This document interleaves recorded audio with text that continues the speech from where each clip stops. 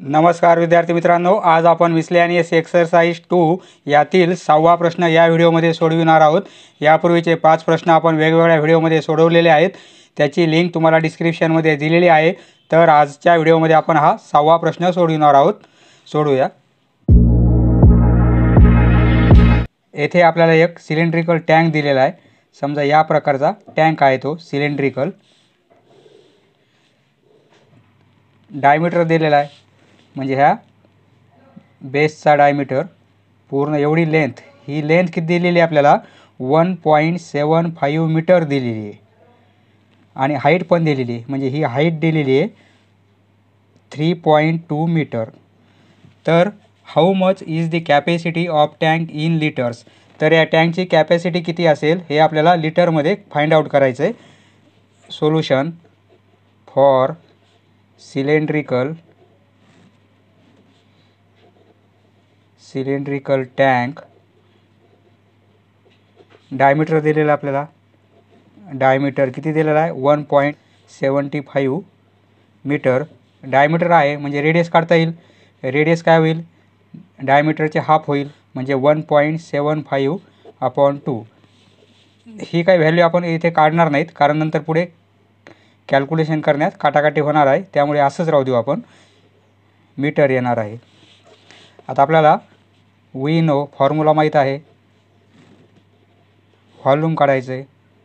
Volume of cylindrical tank equal to πr² × h, म्हणजे ह्या सर्कलचा area आणि ही हाईट यांचा गुणाकार πr² × h। सर्कलचा एरिया πr² आणि हाईट आपली h आहे। तर आता पायची किंमत आपल्याला 22/7 घ्या असं सांगितलेलं आहे। तर 22/7, r काढलेली आपण 1.75/2 आणि याचा स्क्वेअर करायचा आहे। आणि h हाईट दिलेली आपल्याला 3.2 मीटर, म्हणजे 3.2। आता पहा 22/7 ही व्हॅल्यू आपण 2 टाइम्स लिहू, कारण स्क्वेअर आहे। गुणाकारामध्ये 2 वेळेस लिहू आपण, कारण स्क्वेअर आहे, इंटू 3.2। आता आपण काय करू, हा पॉईंट कॅन्सल करू आणि हा पॉईंट कॅन्सल करू, म्हणजे आपल्याला काय करावं लागेल पहा, कॅल्क्युलेशन सोपं होण्यासाठी। हा पॉईंट कॅन्सल केला तर 2 घरं आपण पुढे पॉईंट पास केला, बरोबर आहे। म्हणजे हे खालच्या संख्येमध्ये 2 शून्य वाढवावे लागतील। त्याप्रमाणे हा पॉईंट आपण येथे नेला, 2 घरं पुढे शिफ्ट केला, तर येथे 2 झिरो वाढतील, म्हणजे 2 0 0 असं होईल। आणि हे आता 3.2 हा पण पॉईंट कॅन्सल करू, म्हणजे पॉईंट आपण एक घर पुढे पास करतोय, येथे काहीच नाही, म्हणजे 10 ने भागावे लागेल, बरोबर आहे। आता पहा या दोन्ही संख्येला 25 ने डिवाइड करता येईल। 25 7 पावणे 200 आणि 25 8 200, सॉरी 25 8 200, बरोबर आहे। 25 7 पावणे 200 आणि 25 8 200। आता हे 7 आणि हे 7 कॅन्सल होतील, हे कॅन्सल 7 7 कॅन्सल झाले।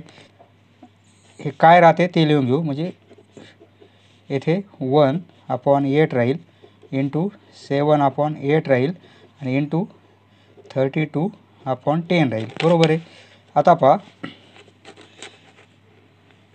42 8, तर हे डिवाइड करता येईल आपल्याला, हे 16 होईल, बरोबर आहे। आता येथे 22 आहेत, येथे 2 2 4, तर येथे 11 होतील, बरोबर आहे। आता 16ला 2 ने डिवाइड करू, 2 1 2, 2 8 16 होईल, बरोबर आहे। म्हणजे काय राहील, येथे 11 राहतील, येथे 7 राहतील, येथे 8 राहतील, आणि येथे 8 आणि 10 अजूनही काटाकाटी करता येईल आपल्याला, 8 8 कॅन्सल होतील, बरोबर आहे। म्हणजे काय राहील 11 × 7 म्हणजे 77 होतील, आणि भागिले 10। आता 77 भागिले 10 म्हणजे काय 7.7 येईल। पण आपल्याला सर्व व्हॅल्यू ह्या मीटरमध्ये दिलेल्या आहेत, हे व्हॉल्यूम आलेलं आहे, म्हणून युनिट काय येणार आहे मीटर क्यूब, परंतु आपल्याला कॅपॅसिटी लिटरमध्ये काढायची आहे। तर आता मीटर क्यूबचं जर आपल्याला लिटरमध्ये कन्वर्ट करायचं असेल तर आपण काय करणार, 1000ने गुणाकार करणार, म्हणजे मीटर क्यूबचे लिटर होतील. यावर आपण एक व्हिडिओ केलेला आहे, युनिट कन्व्हर्शन कसं करायचं, त्याची लिंक तुम्हाला डिस्क्रिप्शनमध्ये दिलेली आहे. म्हणजे काय होईल, 7.7 गुणिले 1000 केलं गुणिले 1000 या नंबरला जर 1000ने मल्टिप्लाय केलं तर हे मीटर क्यूब ऐवजी लिटर होतील, लिटर. आता 7.7ला 1000ने मल्टिप्लाय करायचं म्हणजे काय होईल, हे 3 झिरो वाढतील, 1 2 3 झिरो, बरोबर आहे. पॉईंट कुठे, एक अंकानंतर, म्हणजे पॉईंट येथे येईल, बरोबर आहे. म्हणजे काय येईल, 7700. एवढे काय असतील, लिटर्स. म्हणजे टँकची कॅपॅसिटी किती आहे, 7700 लिटर्स, 7700 लिटर्स. समजले मित्रांनो, धन्यवाद. पुढचा व्हिडिओ पाहण्यासाठी चॅनल सबस्क्राईब करा. धन्यवाद.